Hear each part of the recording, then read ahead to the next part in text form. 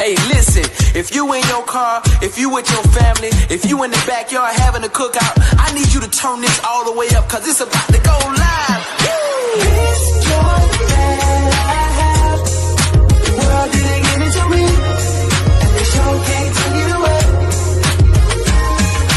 This joy that I have, the world didn't give it to me, and they sure can't take it away.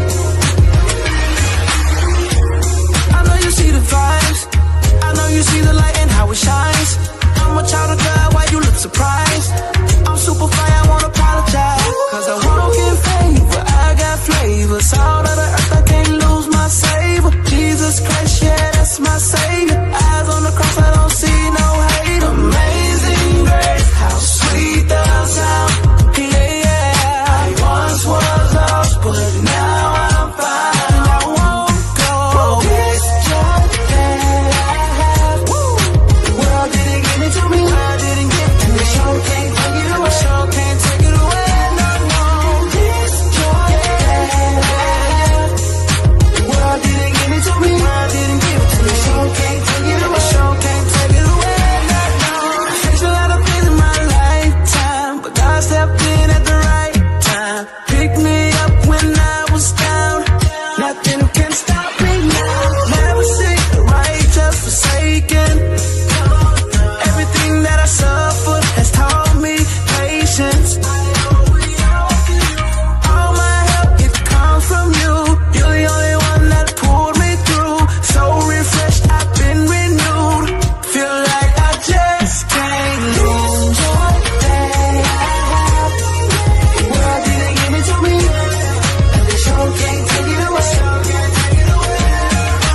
This joy that I have, yeah, yeah, the world didn't give it to me, I didn't give it to me. Sure can't take it away, sure can't take it away. No, no. This what I need y'all to do for me.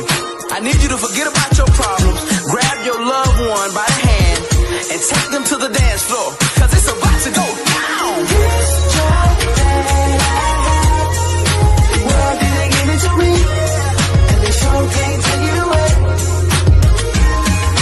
This joy that I have, the world didn't give it to me, and they sure can't take it away. This joy, woo, this joy, this joy, this joy,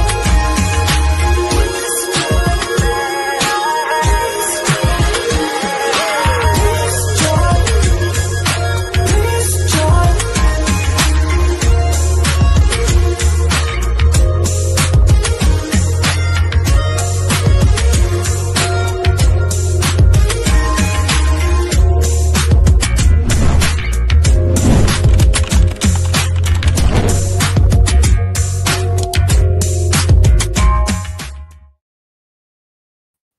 I don't know about you, but I had an incredible weekend. I hope you did as well, and I'll tell you why in a little bit. But this is episode 143 of the Motivation Moments podcast. My name is Gregory Bloomfield, and I thank you so much for tuning in to, one day I'll say, the number one podcast for Christian lifestyle in the world.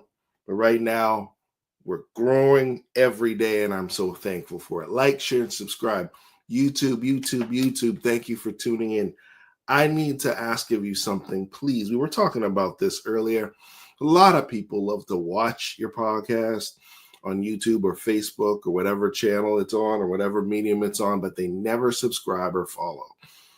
Please follow, subscribe, get involved, communicate, engage. We really want to see the interaction in each one of these broadcasts. So if you're on YouTube, please like and subscribe and hit the bell for notifications. We want to grow the channel. We're at 210 subscribers. We want to get to 300 before the end of season 9. And also, we're almost at 300 on Facebook. So tune in and follow the Motivation Moments with Gregory Bloomfield Facebook page. And thank you on Instagram. Follow me on Instagram at Bloomfield Ting. That is my handle. Listen, I'll tell you why I have this joy and not most importantly, because Jesus is alive. Good evening, my love. I'll tell you about what's going on today. But we had an amazing weekend, my family, and one of the reasons why is because my son, Thaddeus, graduated high school. So we want to say congratulations to Thaddeus, graduated from Oliver Ames High School. You can see I'm a proud dad. I think he's proud of me. Our family is so happy of the accomplishment, and he's going from high school to university. He got accepted into the University of Massachusetts Dartmouth campus. He'll be studying civil engineering, and he will be playing football for the University of Dartmouth. So I'm so excited. God bless you. I'm so proud of my son and my daughter. I'm proud of my son for what he's accomplished, and we pray that God continues to bless him. And shout out to all of his classmates. Shout out to the OA family. Shout out to his boys, Harold and Milan, and all the other people that are his friends. Shout out to the class of 2025. And shout out to your child, son or daughter, if they have graduated high school or college or master's program or doctorate program, GED, ESL, I don't care. If you took the courses, took the exam, and you passed with honors, or if you just passed, you just barely got through, I'm proud of you. So congratulations. Also, yesterday, on the same day of the graduation, is my 1-year anniversary of being married to a wonderful lady. You just saw her comment there, Gregory Bloomfield. So we've been married 1 whole year. It seems like a lot longer. But shout out to Zenja. We hung out this weekend. We got back for the podcast. So I just want to say thank you. I love you, and thank you for all that you do to support this ministry. Our ministry is growing. And if you want to continue supporting us, you can continue supporting us by purchasing our books, 522 Man, and also Rooted in Boldness. You can get those on sisterpamelapublishing.com. We also have merch that you can order. And I also want to announce the fact that we're working on new books for this year. So keep tuned in on this podcast. We'll pull up the flyer for the merch, and you can order a t-shirt or a hoodie or a mug, and you can, the website's at the bottom at Sister Pamela Publishing. All this stuff helps us with putting this podcast together. Some people think it's just free, just press a button and it goes on. No, there's costs involved with production and all those types of things. So these things help defray the cost. And if you've been blessed by what we've been doing, and you can see that this is not a fly-by-night situation, we're in episode number 143, and we're not stopping anytime soon, in Jesus' name. So thank you so much for tuning in. Listen, our theme for the month of June is the joys and pains of manhood. So we're going to have a whole bunch of guests this month to talk about that topic in different areas. If you missed the episodes from last week where I did a teaching on the joy and the pain of manhood, feel free to go back to episode 141 and episode 142, and you can get my biblical teaching on the joys and pains of manhood. You will be blessed. A lot of people enjoyed it, and I know you will too. Tonight, we have somebody who I consider a veteran to this podcast space, somebody who I've shared stages with. We know the same people, but we've never been on a stage like this one-on-one.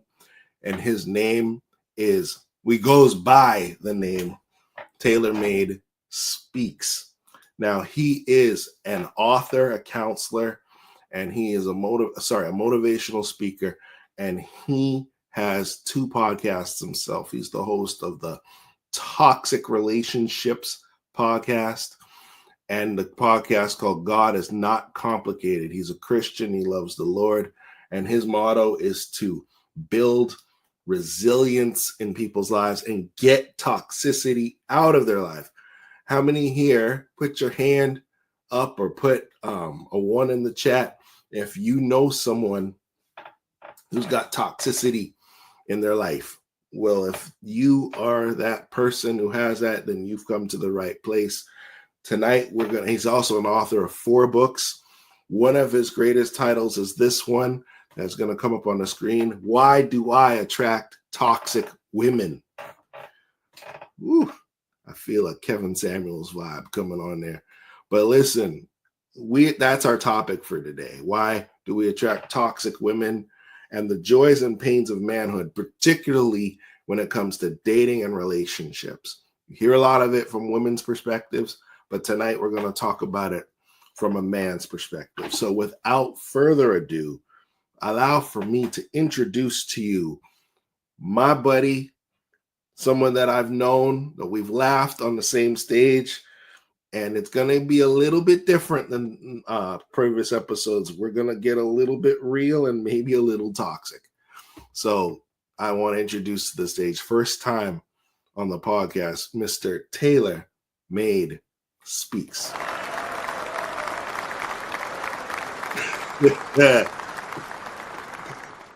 Oh, you ready, boy? I am ready.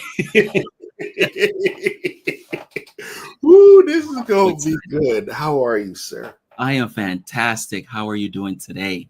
I'm doing well. You know, I just found out a few minutes ago that you're a jam can just like me. You know what that means? Absolutely.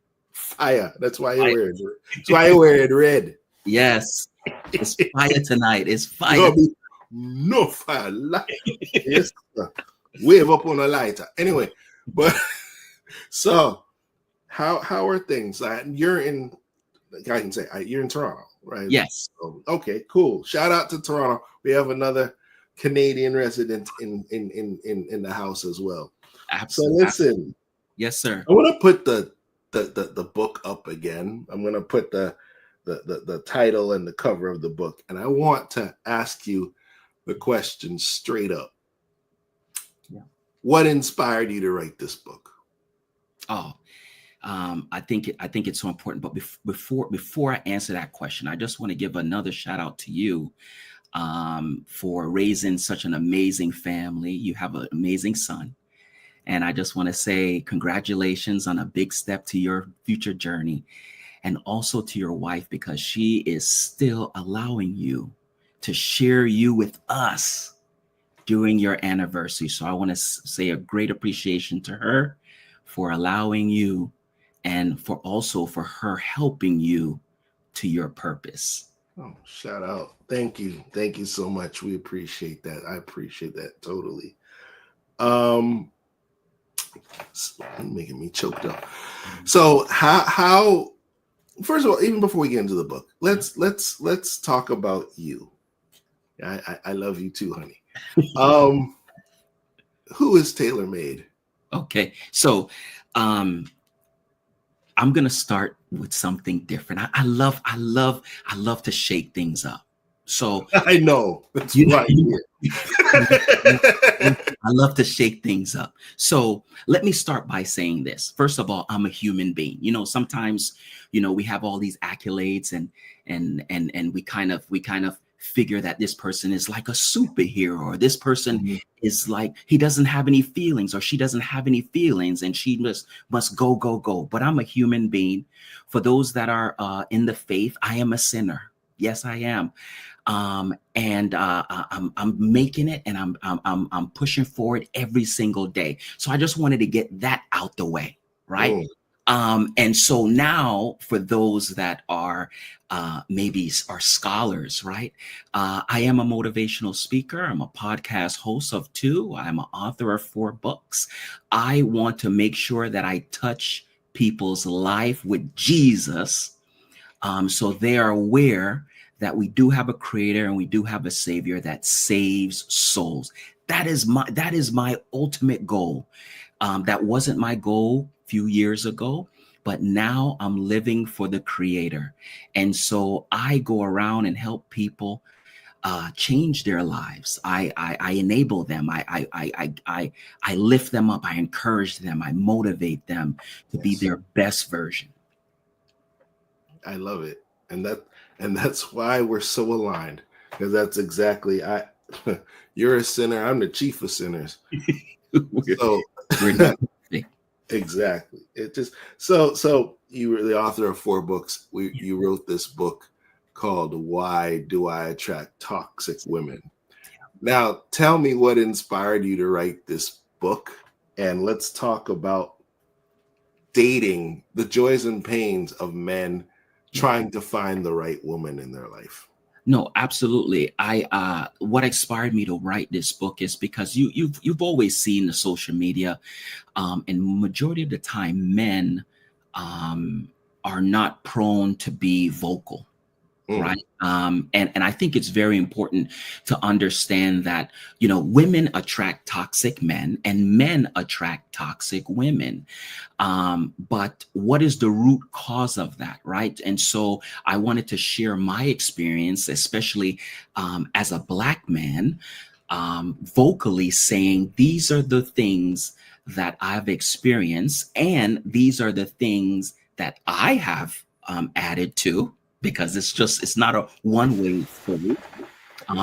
It's a two-way fold, and some of our upbringings plays a part in that. Some of the things that we see, right? Some of the things that we hear from social media that kind of steer us into certain directions. And so I thought it was very important to get this book out and to talk about the different toxic women that I have attracted in my life, and how did I navigate to escape. Sometimes you're trapped, right? And so how did I escape some of these situations? And so that's the reason why I wrote this book, to see if it can shed some light and to be a help to others. So you talk about toxic women, and this 2/3 of my audience are women. So I gotta take my glasses off for this one.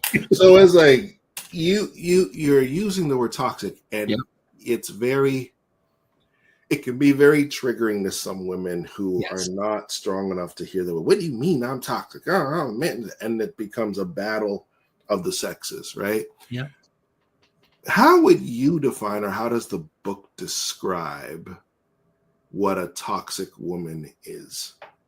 Right. So few things that you can point out. First of all, there's a twofold to this, right? You're talking about physical things that can describe toxicity, and then there's the supernatural things, right, that can describe toxicity. So it depends on what angle you're coming from. Number one, sometimes it's manipulation, right? Sometimes you're in a situation where you get manipulated. And some of you have experienced it from both sides, right? From man and women. Sometimes it is a mixture of disrespect. You can really see if somebody respect you or disrespect you, like going to a restaurant. Like, these are some of the things, right? Going to a restaurant, how does she treat the waiter? Right? If she's a single mother, maybe, how does she treat her kids? How does she treat her mother and her father if they're still living? Right? So there's certain ways that you can detect if a woman is toxic. And not only that, how does she deal with conflict? Because, a lot of times you see a lot of arguments in relationship. And like I said, it's from both ends. But when we're talking from a male perspective, is she an argumentative person? And how does she deal with conflict? Do she sit down and say, hey, look, I'm willing to talk and work things out? Or it's just a wall that is being put forth in front of you, and it's just a one-sided conversation. So these are some of the things that I touch on in the book as far as being toxic. So, okay, and those are common things. So let's unpack this a little bit further. From 3 to 1. We're gonna go backwards. So we're talking about someone who's argumentative. The Bible teaches us that it's better to be on a rooftop than to be with a cantankerous woman. Yeah. So, and what are some of I want to be a little granular. Yep. So, for the men that are watching or will be watching, and they're dating a woman and they see some of the signs, Can you give an example maybe of someone who was cantankerous? Because sometimes what ends up happening is that men that may be insecure, that can't handle disagreement, they mistake the sign of a woman, standing up for herself to being toxic. I'll give an example. If a woman raises her voice back to a man, it does not necessarily mean that they're cantankerous. It may mean that they're standing up for themselves, and everything is situational. How would one be able to clearly, unequivocally identify someone who's cantankerous or disrespectful? Because sometimes it can be misconstrued based on the psyche of the man. Does that make sense? No, absolutely. I think it's growth. And the reason why I say it's growth is because, like I said, social media, TV shows us one aspect, and then maybe what you saw in the household, right? Your mom is engaging with your father, right? I don't think that a lot of times you see both sides and the fullness of that conversation. Some parents hide it from their kids, right? Some people would say in their household they never saw their mother and father argue, right? But if you go through the mother and father's life, they've had disagreements. Clearly, arguments. They just didn't do it in front of the child. So there's no teaching in the household on how to decipher what is an argument or what is just a woman, let's just say, standing up for herself or setting those boundaries, right? And so what do we tend to lean to? Society, social media, Baby Boy. Remember that movie? Some of us. Jody. Yeah. And so we tend to lean to social media, and social media is teaching us, right? But I think over the years, for myself and for yourself, that we have learned that let's dissect this situation. It might be heated at the moment. Right? I'm not listening to you. You're not listening to me. Let's take a step back and come back to the conversation. But the thing is, it takes time to get there, right? Unless you're going to a therapist or unless you're going to a counselor right away, you're not going to know how to do those things, right? And so for me, when I was younger, was I hot-headed? Absolutely. Me too. Right? If you disagree with me, I thought you were being disrespectful. That's the point I'm getting at. Is that some people disagreeing is not necessarily disrespect. Now, I will say this as well, Taylor, is that you can disagree with someone and be disrespectful. Like the one thing that I will never, because I've been in relationships where they were everything that you described in terms of toxic, like unforgiving, always, the microaggressions, the small, like talking about, I'll give a real life example. Whenever we would go out, this individual that I used to be with, anytime that we would go out, she always found a way to belittle me amongst my friends or amongst my own family. Like they would find a way to and she would pass it off like sarcasm. But I believe, tell me if I'm wrong. Yeah. I believe sarcasm is the precursor to verbal and physical abuse. Be careful of people who are always sarcastic. Absolutely. Yeah. No, absolutely. I totally agree. And they always mask it with a joke. I'm joking. Yeah, no, it's joking. Or can't you take a joke? Oh, you're too serious. Right. That's another thing that people tend to say. You're too serious. But it's mask. Right. And to be honest with you, sometimes, and see, this is where it gets very dangerous, is when the person say, well, this is just who I am. And and if you can't accept me for who I am, here we go. Here's the red flag. If you can't accept me for who I am, then I guess we don't need to be together. And another red flag, I love what you just said. Another red flag is this, is that, listen, I'm just trying to keep it real. Yeah.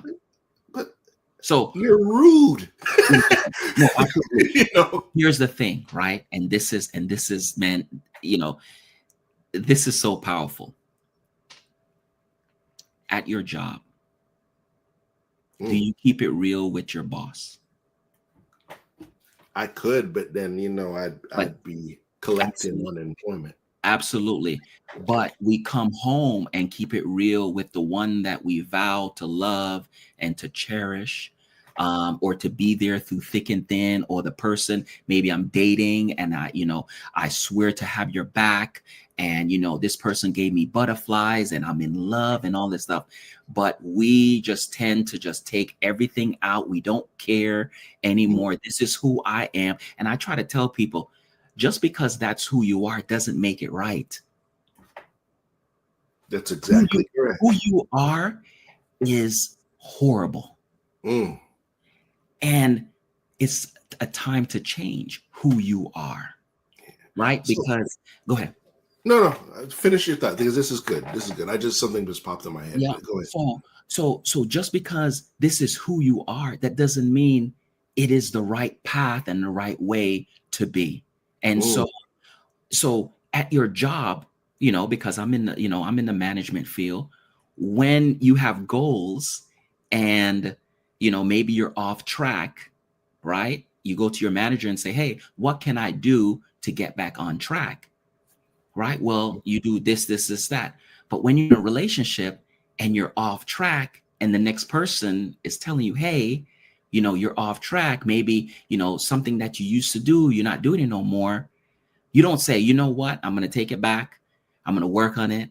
And then I'm going to get back on track. No, it's just completely, you're the problem, the cursing, the arguing, you don't get me. Like you said, you're not accepting who I am, and you must just take what I dish out. And let me say this to the brothers who are listening or what will be listening. You don't have to put up with it. And also, ladies, can I be toxic now? One of the reasons why some women always say, I can't find a good man, is a lot of it is because of your mouth. No, I'll say, hey, it's my show, I'll say it. And at the end of the day, and I may lose some people, but I'll get more.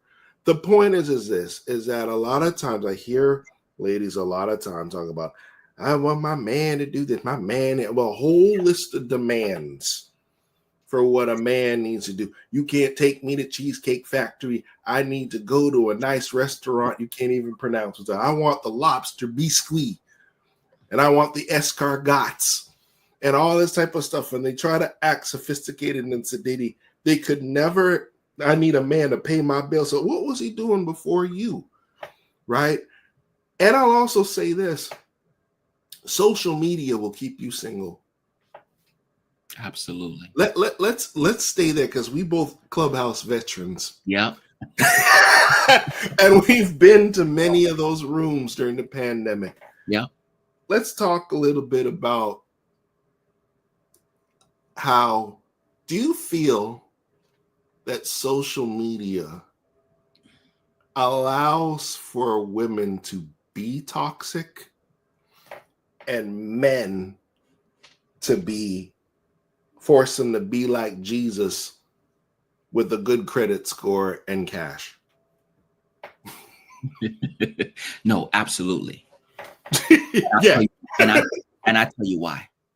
Why?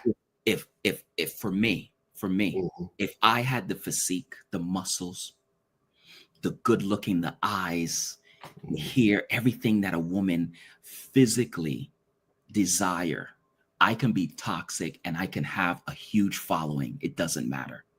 Just like women could show a little cleavage, her legs, her butt, and she can be toxic and she's going to get the following.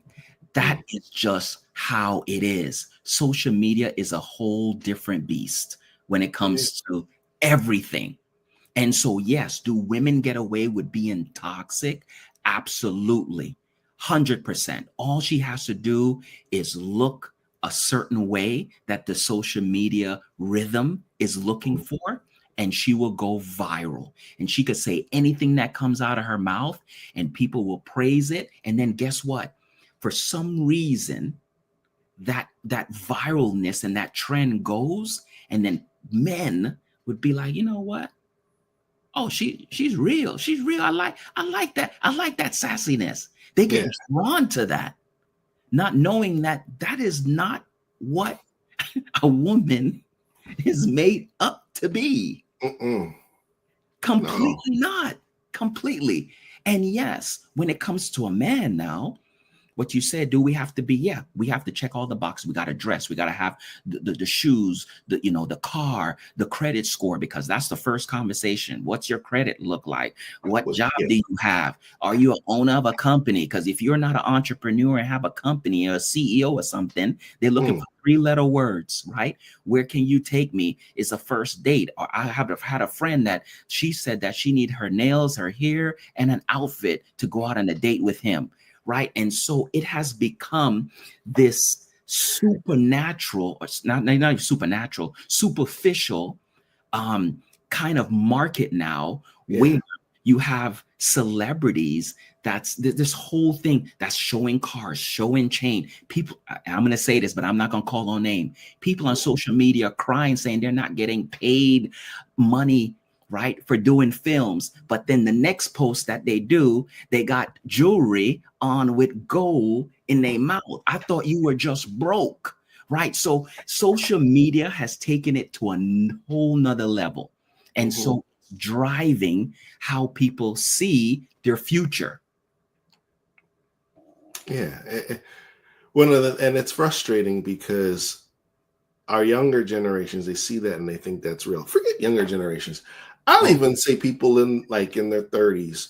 And so because I remember before I met my wife, I was talking to somebody and she told me straight up, like, look, if you want to be with me, and she gave me an itemized list of her maintenance.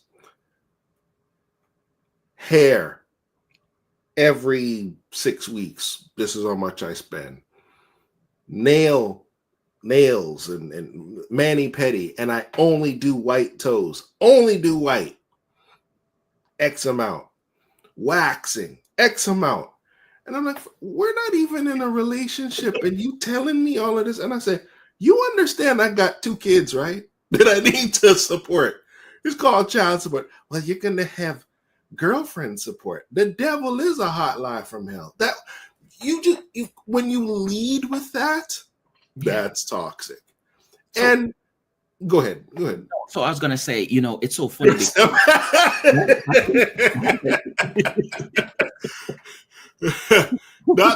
Shout out to Pastor Chris. Yes, itemized list. It was like a tax return. Like nails, toes, hair, wax. Listen, why are you telling me all up for? We haven't even gone out. We're just talking. So it's really a great conversation. I mean, I love talking about conversations like this because, when you have those itemized lists, everybody have their so-called lists or the desires of what they want, right? But it's just very puzzling to me that, somebody would have a list of an upkeep of themselves. Like you're responsible for the upkeep of their self. What were you doing before me? Well, the other guy, the next dude was doing the upkeep. And see, here's the thing. Then you have it where the average person in America is just making it. They're just making it by income $45,000 a year in the United States. Yeah. So here's the thing: who is maintaining that list more than one man? So taking me out to dinner, he's good for that. Paying my car note, he's good for that. Paying my child's daycare, he's good for that. My upkeep, he's good for that. So by the time you know it, this woman is entangled with 5 different men that plays a part for her lifestyle. And none of them dudes want her, and she end up single and end up cat lady. Yes, sir. That's a whole nother conversation. Absolutely. Yeah. So now you're entangled with 5 different guys, and then when the guy that you're supposed to be with come along, you're already entangled with 5 different dudes, and maybe one of the dude you have a child by. Like, this whole thing is a disaster, right? And we're not. And when we're saying this, I want to be clear with the audience. We're not shaming women. No, we're just saying this. Hey, Rosalind, how are you? What Absolutely. we're doing is we're identifying for men the type of women to avoid. There are good women out there that will not be like this. Absolutely. But absolutely. And I And had to go through a couple of bad ones to recognize and know what I wanted in order to pick well. My picker wasn't good. Yeah, I assume your picker wasn't good at some points too. Oh, absolutely. But the thing is that, you know, I'm a fast runner, so, you know, as soon as I'm telling you, I've dodged some big bullets. Me too. You, Jesus, because hallelujah, it could have gotten really, really bad, right? And so, it's. Oh my God. I'm just having some flashbacks, but I'm glad that I did dodge those bullets and I moved quickly. And know some people always say, you know, how are you able to kind of disconnect? Because I'm real good at just turning it off and disconnecting, right? And when I see something that it's just not aligned, I'm able to just shut it down. And I'm glad that I don't know if it's a gift. I don't know if it's just something that's inside of me, but I'm really able to do that. And, you know, sometimes we have these attachments, whether it's sexual attachments or whether it's maybe, you know, emotional attachments, but I'm just able to just kind of shut that down and just say, I'm out. And you know, the funny thing is too, Taylor, is that no, we're going to take it there tonight. Sure. You want to know why I think a lot of men stay with toxic women? And I just we're grown. Yep. The sun's down. It's because the sex is fire. See, I know. So put a 1 in the chat, somebody. You know, and I'm not going to do that. we put it. No, but sincerely, one of the reasons why is they feel it's a soul tie. You have an intimacy with people that you know can't do nothing for you, aren't going to build you up, aren't a part of your mission. Yeah. But it's like Samson, fetch her for me, because she pleaseth me. And then you end up losing all your strength because you suffered to be with a Delilah. Yeah. Oh, I feel a sermon. But and we've all done it. I've done it. Where it's like I was with the wrong woman. Wrong person. 100%. I'm going late to work. My money messed up. I'm yelling at my kids. I'm being all kind of toxic myself. So how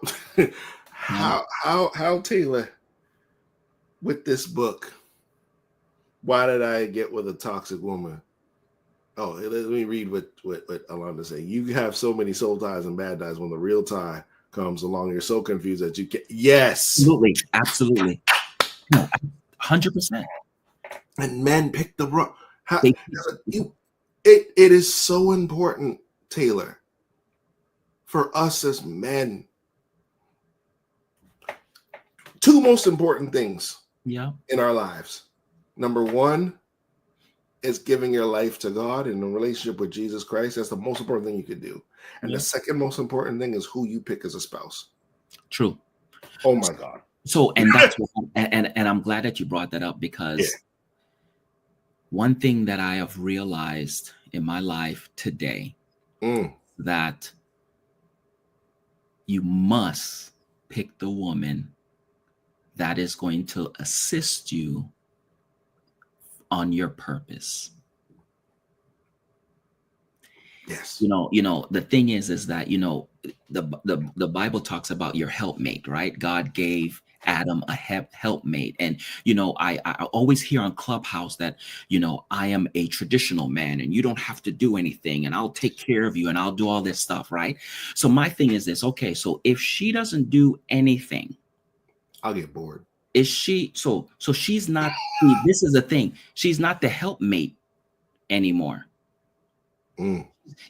She's just the meat. That's it. He's not. No, because what is she doing? Nothing. Because all you're doing is mating. All you're doing is mating. So here's the thing. So as the man, how is she contributed to him? How is she playing a part in the relationship? Yeah. If he's doing it all. So what is her purpose? And God has placed, and I want everybody to listen to really hear me out, because I know I'm going to get some stuff in the my message. I am not saying that a woman can't not have her own purpose, her own desires, and go after her own dreams. But God made it so that the woman joins the man to help the man to go after his purpose and his dreams and for the family. Right. And so that's why, the man will take the brunt of any danger that's coming into the family. He takes the hit. Right. He goes out there and be the provider. I'm not saying that women can't be the provider also. Right. But she's there to help the guy. Every successful man that you have seen. Right. Except for Elon Musk. Don't even mention that. Every successful man, you've seen that woman behind the scenes. Whenever you talk about Jeff Bezos, you're talking about Apple, all those successful men, you've seen the woman behind the scenes, right? God has designed for the woman to help the man to propel him to the next level, right? And so now what we have seen in society is that a woman don't need a man anymore. I don't need a man. And the men now is saying, I don't need just one woman. I need about 10 women. And they can barely afford half of one. 100%. So yeah, for that person that just commented a little while ago saying that, yeah, we're confused. We're confused. The information that's coming to us, God is completely out the picture now. And now there's confusion. And so with this book that I decided to write is showing, yes, men, there is things that's from our past, that's in our society, that contributes to us attracting these toxic women, right? And not only that, and here are some of the signs that's in these women that you need to be careful of, right? My desire is to have everyone meet the person that they are supposed to meet. Yes. Right? Like you said, there are amazing women out there. Yeah. I know that for a fact. There's beautiful women, there's smart women, there's courageous women, there are CEOs, there's women that's Fortune 500 owner of companies. There's women that can take a man from nothing and make him into something. Right? There's a woman that can be a great mother and a great a family person to hold the household together. Absolutely. And I want those men to match with those women. And for the ones that are toxic, you can't leave them out too. I want them to go and do a deep dive in themselves and get help. Why am I this way? Why do I treat men the way do I treat them? Why do I use them the way do I use them? Is it just self-gratification and greed that is all about me and I just want more and more and more? Maybe I don't want to work. Maybe I want to live the luxurious life that social media has displayed for the rest of my life. So maybe I'll just choose 5 men to live that lifestyle. Or maybe I'll just have a child by 5 different guys and spread it out through my lifetime so I don't have to work and I could live off the government and I could collect child support. I know I said a lot. Yeah, you said a lot. But it's good. We're here at Taylor Made Speaks.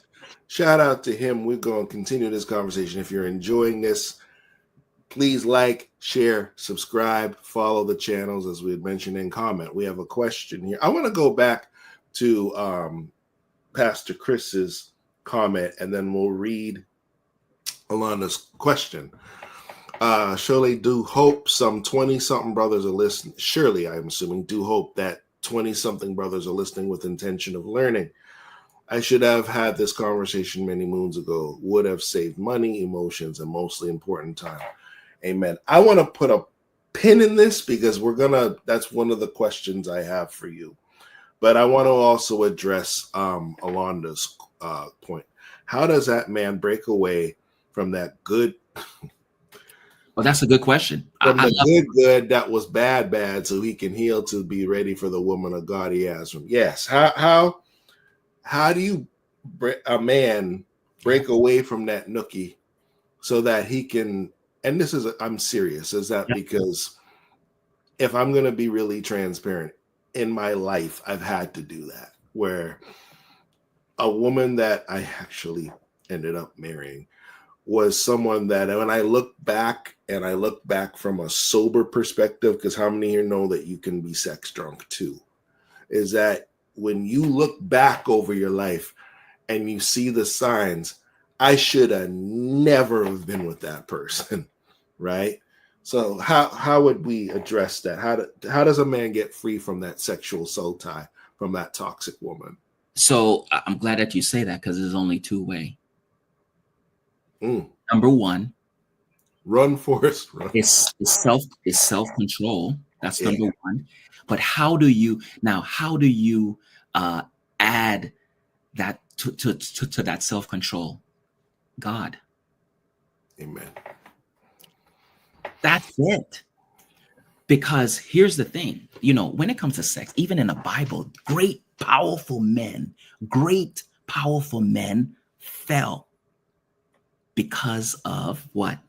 Because of a woman, the sex. David, Samson. I mean, you could run down the list. They fell. And I'm not saying because women are bad. I'm not saying that. I'm just saying they wasn't supposed to be doing certain things with these women, but they disobeyed and they did it because of self-will. They didn't have the control. Mm-hmm. So if they couldn't do it back then, and they had some amazing gifts, then little old me with the little gift that I have. Little gift. How do I have the self-control? First of all, like I said, you have to want to stop, because remember, God can give you all the power in the world, but if you don't want to stop and be obedient, then all the power in the world ain't going to amount to anything, right? Remember, it's free will. This is how God works, free will. So God, I want to change and I need to stop. Now, what are some of the measures? Because remember, he always leave a room for escape. So now I got to make sure that I cut this off. How do I cut this off? Okay. First of all, you don't need to be going over her house. Praise God. One, she don't need nighttime or daytime. No time. Now you might say, but the sex is good. Listen, I know. I've been there. I want to explain something. I want to be very transparent. Okay. Go ahead, sir. When I was younger, maybe in my in my late 20s, I didn't want to be alone. So I had a lot of female friends that I was cool with, that I would just at night, when it gets close to nighttime, we'll just go over their house. Have mercy. And spend the night. Bible study, right? And spend the night. Now, some of them, I never had any intercourse with. I'll sleep on their couch. I remember I'll sleep on the couch, but I'll just keep their company because I wanted the company. I wanted that female presence. Now, there was a turning point in my life that I knew that this can't continue and I have to stop. I knew it, but I kept it going. Okay. But I prayed and I asked God to help me. So what did I do? Okay. I don't like to be at home at night alone. So I started buying things in my home to entertain me, that I can stay home. Man, this was like I was like weaning off of heroin, because I remember staying in my bed And man, I was fighting. There was a fight, staying in my bed, and I couldn't sleep. And I'm twisting it and tossing. This went on for 6 months, man, because I wanted to go to somebody's house to spend the night in a woman's presence. And I remember twisting and turning. I went nights after nights after nights, forcing myself that I'm going to stay in my own house. And I did it. And that pattern and that cycle broke, man. It broke. So I know how hard it is to be a man to try to break that cycle, but it takes willpower, it takes determination, and it takes God's help. Can I add something else? I love what you're saying.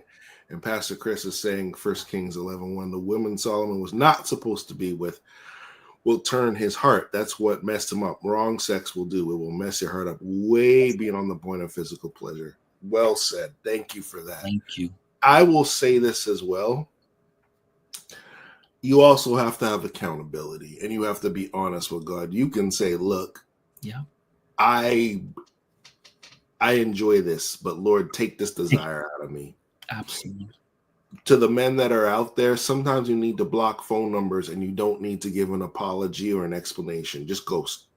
Some people say ghosting is wrong. I disagree. In some situations, ghosting is necessary because you know you're weak in that area and you don't need to give an explanation to certain things. It's just like, no, I don't want to do this anymore. This is jacking up my spirit. This is jacking up my soul. And you said something earlier, Taylor, which was very, very important. When a man knows his purpose. Yep. Once you know what God has called you to do, I'm going to get super spiritual now. The enemy knows how to tempt you. And with many men, the temptation is the presence and the accolades of a gorgeous woman. And the toxic women know how to say the right things to get you snatched up. And a vision that's supposed to take, or a purpose that's supposed to take 3 years, ends up taking 30. So it's like, or it may not ever happen because you made the wrong choice with the wrong woman. Yeah. So, gentlemen out there, then the ladies out there that have sons, you know what? Let me say this. I want to talk about this because having a son myself, someone who's graduated and is going to college, and I know we got 6 minutes up, but I'm going to ask our producer because this is heavy. Can we add another 10 minutes, please? This is. I don't want to rush through this. Please. Thank you. Shout out to Alana. We're gonna go a little bit over because this, I feel the Spirit of God moving. I'm not saying I don't play around with this.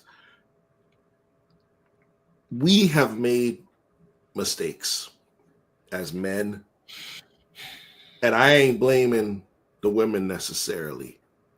I made the choice to sleep with her. I made the choice to go to that bar or go to that place where I had no business being. I had the choice to go to that website. I had the choice to go do some things that I really had no business doing. Why? Because I was hurting, I was lonely, or whatever. And there's a man out there that is going through this problem. And we're talking to men specifically. Ladies, you can listen, but share this information with the man who's in your life, whether it's your son or your nephew or whatever. Speak in that camera, Taylor, about how to get free, and speak to that man to give him encouragement and let them know that your purpose is greater than the pleasure that you're feeling. So, for those that's out there that's listening right now, I've been there. Gregory has been there. We've all been there. The difference is some people are still there And then there's those that have overcame and is still fighting to make sure that they don't go back. But it's a twofold to this conversation. We're talking about the physical, which is the self-will, and then also the spiritual. We haven't even dig deep into the spiritual sense of this, because it's a fight. Men are supposed to be the head. They're supposed to be the leaders, right? And so by you spread out with multiple women because of sexual drive or sexual desire for the women or the woman that is not even for you on your course, you have to have that self-will. Now, Gregory talked about accountability. And so maybe it's a friend, somebody that you look up to, maybe somebody professional, somebody that you don't even know because you don't really want them to know you, right? But you're comfortable talking to. But find somebody that can really be there to kind of help you, to hold you accountable, because sometimes we're weak and we just need that strength from that brother or that sister. It doesn't have to be a male, it could be a female. Secondly, you have to want to be different. You have to want to break that pattern. Maybe your father was like that. Your brothers are like that, right? And so, you just chalk it up. Well, I'm like that too. But you have to break this pattern, and you want to break this pattern, but it's a fight. And how do I do that? Then you have to be real with yourself and real with God.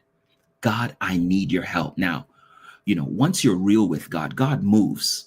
I've seen him do it over and over and over. But you have to be honest and real.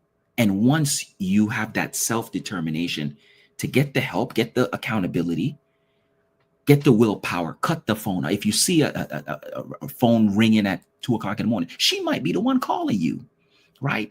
You gotta be able to not answer the phone, disconnect the phone, change your phone number. Like I've went to a point where I changed all my phone numbers, so no one was able to get in contact with me, right? Because I know that sometimes you're on a journey, you're going about your business, I'm doing good, and then you get that phone call, and then you're back to square one again, and it starts all over. But you have to have that willpower. You have to have God in your life to say, God, please help me, and you have to have that accountability. So I just want to encourage each and every one of you that's out there, that's listening to me right now, that you can be a better person than who you are right now. You don't have to settle for that toxic woman that you don't know how to get yourself out of. Now, some people are in certain situation. Maybe you got properties together. Maybe you got a child together, and you're just trying to figure it out. But find somebody that you can be comfortable with sharing this information that can kind of assist you, right? And kind of guide you to where you need to be. Yeah, that was good. That was really good. That was powerful. And one of the things I love about this is just with everything you said is it's real, because there's people. One of the things on this platform, I don't want to do cookie cutter, nice flowery stuff, because there are people who are looking for motivation and looking for solutions and answers. And I got a lot of wrong information from men. And I don't think I would have made the mistakes that I made and been with the people that I was with if I had have gotten good accountability and guidance. Like, I lost my dad when I was 21, and I kind of had to figure out a lot of this manhood stuff on my own. My mother did the best she could, but she's not a man. So, she couldn't really help. I want to ask one final question before we sign off, because I feel impressed to ask this question. Now, I have a son. He just recently turned 18. He graduated high school. He's on his way to college. He has a girlfriend. I'm very proud of him. So far I've met his girlfriend a few times. She seems very nice. I don't know her family or anything like that, but I know I will eventually. I'm gonna be very transparent. I'm a little scared, Because every parent's fear, I think it's a natural fear that most parents are like, you do everything right. You raised them the best you could. I mean, I split up with her mother since he was like 3, but I've been in my son's life, and I believe I've done a good job as a father. But I pray that he doesn't get her or anyone, frankly, teenage pregnancies or breaking women's hearts or anything along those lines, and make the same dumb mistakes I made. Yeah. What can I do to mitigate that, and also speak to other fathers that are listening, or women who want male role models for their sons so they don't become a menace? And I'm confident Thaddeus won't be. I'm confident he's a good head on his shoulders, but anyone can make a mistake. So what type of advice could you give someone like myself or someone else who's listening? Absolutely. So, I can relate to to what you're saying, because I have a son too, and so a few things that you could do. First of all, he has to be able to see it. Some people can receive words. Some people are visual. So you have to you have to know, like, who is your son, right? Are they a visual person, or are they a information person? So that's number one. Then you have to be the example. And that's a lot of things. A lot of people, they will shift the blame on their mistakes to say, well, my daddy was, a Rolling Stone, so I'm a Rolling Stone, or they kind of put the blame on the parent, right? So you have to show them what's right and what's wrong. You have to, and not only that, if you're in a relationship, like you're married, you would have to demonstrate how a woman should treat a man, which is you, the father, and how you should treat the woman, so he can see that, and he can see that love, and he can maybe say, I remember when dad was with this person, and it was a hot mess, but now he's with this young lady, and look how she treats him. So he can see the difference, the contrast, right? Secondly, prayer. Look, let me tell you something. I have prayed women out of my son's life.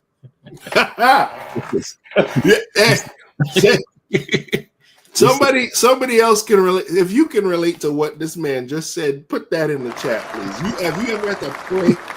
Have you have to pray some booger away from your daughter, or you have to pray some ninja away from your daughter, or some Jezebel or some Delilah away from your son? Yeah.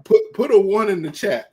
Absolutely. Look, I don't care, and my son understands. I don't care how much do you love her. One thing that I can say, right, is because I've been there, done that, and that's the thing, right? We're parents. We have been there, done that. We can see. I have to be the seer. It's just a faith term.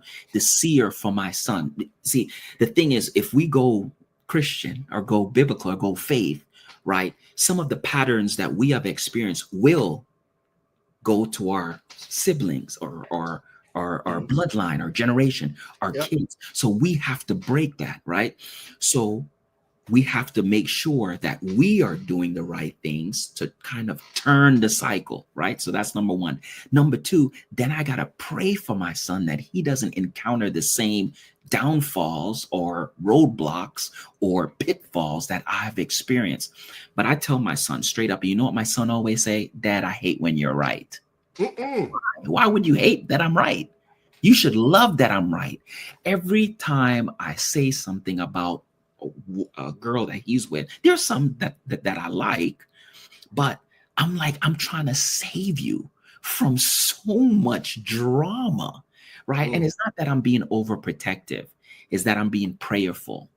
And now that I'm able to see certain things, God has given me a gift that I can tell my son, hey, look, there's something that she said that didn't sit right with me, and we'll have that conversation, right? And we'll work things through. And I think the last person that he was with, you know, I put her on the altar. I'm sorry. She had to go. She had to go. And guess what? They broken up 3 times. And I'm like, okay, the first time, you know, I always say, look, the first time, shame on you. The second time, shame on me. And then I have a personal saying. The third time, now you are Bobo the clown. Oh Okay. gosh. You've been down this road 3 times, right? So like I said, you have to have a prayer life with God, because there's certain things, and you know, I'm not ashamed of saying this. There's certain things that the natural cannot do. It takes the supernatural, which is the power of God, to change certain situation. So when I see that there's danger coming to my son, especially through somebody that he's dating, she has to go. Period. Now my prayers, because I know some people be like, oh, you just praying. Me might be praying good people out of his life. Here's the thing, right? I always say, God, let your will be done. That's how I start my prayer. Because yeah, it might not be, maybe because I didn't like her, because I don't know, she dressed a certain way. I mean, I don't pray those prayers. I'm just using that as an example. Right. It's not shallow stuff. Not shallow. Yeah. It's stuff that I see that can be a major issue. And my son, me and him have an open dialogue. And this is another good thing. You have to have that open dialogue with your son. You cannot come off that you're strict, and your son can't come and share certain things with you. Right. So if they have a disagreement, my son let me know. He talks to me about it, right? And I guide him the best way. And if I feel that he's not being fair, I'm going to tell him, you're not being fair, right? And there was times where I would speak to both of them. They'll have me on speaker and we'll just have a conversation. So it's not like I'm just this guy that don't want the best for him. I want the absolute best for him. But if I see danger, I'm going to warn him, and I'm going to seal it with a prayer. That's the best advice. And sometimes you said something. Sometimes you can't talk all the time. No. You have to just pray and just give it to God, because Yeah. the boy's gonna love that girl, and he can't see. Love is blind sometimes until you end up in a car wreck. And I think sometimes as parents, we have to be like the father of the prodigal son, because sometimes our children, and this is the hard part. Yeah. You have to be. When the prodigal son was in the pig pen and he came to himself and ran back to the father and was prepared to be a servant, did the father say, go back to the pig pen where you came from and give me back my money? No, he embraced them and welcomed them back. Yeah. We have to understand that our kids will make mistakes and bad judgment because they don't have the maturity. Don't turn them away, because God didn't turn us away. Absolutely. When we were out there. Hey, I don't know about you, but I should have been dead. I should have got HIV. I should have got a bullet in my head. There was places I was at that I had no business being at, that I should have been arrested, but it was for his grace and mercy, right? So since I've experienced that, I would need to extend that to my children. Yeah. So this was good. I could speak to you for another hour, but we're told to wrap up, so I have to wrap up. But let's put the book title on the screen again. Taylor made with his book that is very helpful for everyone. How do I attract toxic women? How can people get this book? Why do I attract?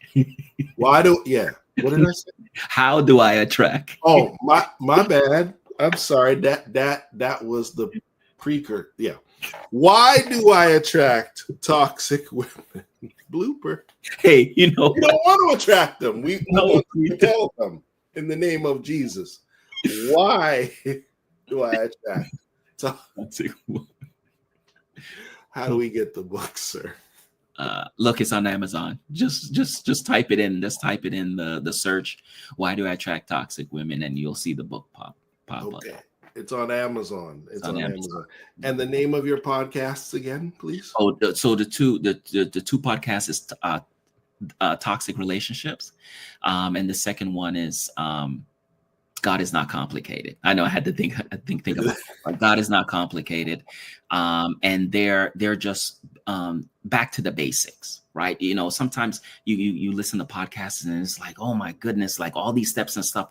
These are just practical, everyday situations that people face, and it's just back to the basic on how to achieve a successful way of living, where it comes to God is Not Complicated, and how to navigate through some of those difficult, toxic relationships that some of us are currently in, and how do we navigate our way out. Awesome. And how do we get those podcasts?